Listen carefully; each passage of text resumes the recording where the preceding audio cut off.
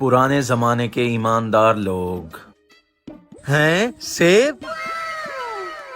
या अल्लाह तेरा लाख लाख शुक्र है, मुझे जोरों की भूख लगी हुई थी। ये क्या किया तूने? किसी दूसरे का सेब बगैर उसकी इजाजत के खा लिया। ये तो चोरी हुई। क़यामत के दिन अब इसका हिसाब देना पड़ेगा। या अल्लाह मुझे माफ करना, मुझसे बहुत बड़ी भूल हो गई है। Oh, no! भाई साहब जरा बात सुनना। जी जी फरमाइए। भाई साहब इस पानी में तैरते हुए सेब जा रहे थे, क्या आपको पता है ये किसके हैं? सेब? अच्छा ये सेब तो सरदार साहब के हैं। पीछे उनका बहुत बड़ा बाग है। भाईजान ये सरदार साहब अभी कहाँ पर मिलेंगे? सरदार साहब तो पीछे अपनी जमीनों में बैठे हुए थे, आप जाकर उनसे मुलाकात कर लें। ठीक है, बहुत बहुत शुक्रिया। सरदार साहब इस बार सेबों की औसत बहुत ज्यादा हुई है और जैसा आपने कहा था मैंने आधे सेब गरीबों में तकसीम कर दिए। मेरे बागों की औसत कभी कम नहीं हो सकती क्योंकि मेरे साथ गरीबों की दुआएं हैं। भाईजान सरदार साहब को मिलना था। लगता है तुम इलाके में नए आए हो, यही तो हैं सरदार साहब।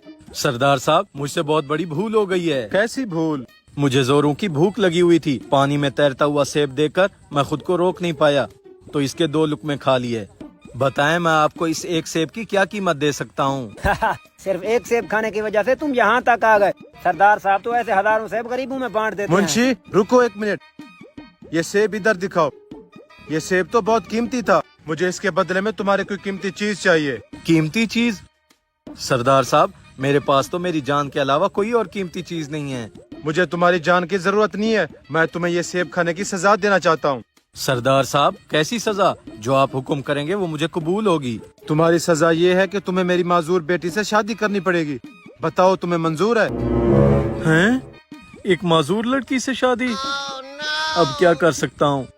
जी मुझे मंजूर है। एक बार फिर सोच लो, मेरी बेटी आंखों से अंधी है, कानों से बहरी है और टांगों से लंगड़ी है। तुम्हें सारी जिंदगी उसका ख्याल रखना पड़ेगा। जी मैंने सोच लिया, अगर दुनिया में आपको एक सेब का हिसाब ना दिया तो आखिरत में मुझसे हिसाब होगा। मैं सारी जिंदगी आपकी बेटी का ख्याल रखने के लिए तैयार हूँ। ठीक है फिर मुंशी, अभी के अभी निकाह की तैयारियां करवाओ। ठीक है सरदार साहब, जो आपका हुक्म हो। निकाह के बाद Oh, no!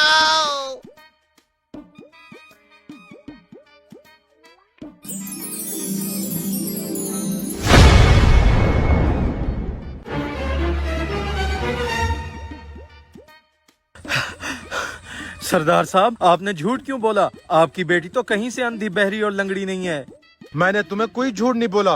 वो अंधी इसलिए है कि उसने आज तक किसी गैर महरम की शक्ल नहीं देखी।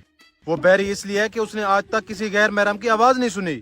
और वो लंगड़ी इसलिए है कि उसने आज तक अपने घर की चौखट से बाहर कदम नहीं रखा। वो सब तो ठीक है सरदार साहब, लेकिन मेरे लिए ये कैसी सजा हुई? तुम्हें किसने कहा मैंने तुम्हें सजा दी है? ये तो तुम्हारा इनाम है। इनाम? हाँ इनाम। कौन एक सेब को खाने के बाद उसका हिसाब देने आता है? तुम्हारी यही ईमानदारी देखकर तो मैंने तुम्हें अपनी बेटी का हाथ दिया है। शुक्रिया सरदार साहब। सरदार साहब नहीं, अब तो मैं तेरा ससुर हूँ।